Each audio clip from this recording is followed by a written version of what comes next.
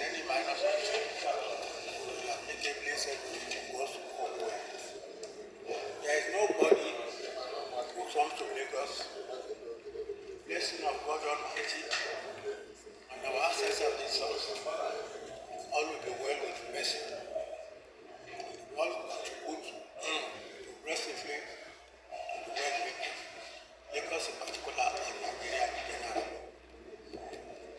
Your advice to the people at the end of affairs, every opportunity you have always preached the fact that they must give back to the society.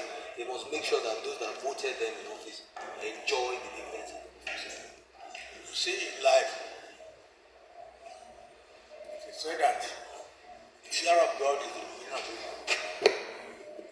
Any leader anywhere, if you have fear of God, you are disciplined, and you are prayerful, and you wish the best, you will say, no, all will be well with you.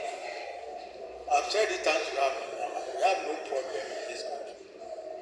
This is just problem of closeness to God, discipline, and love for all. The emergence of this, our present president, just person of the time president, all the board, everybody must have to contribute meaningfully and genuinely to the success and progress of this country. All will be well. Thank you, sir. Thank you, sir.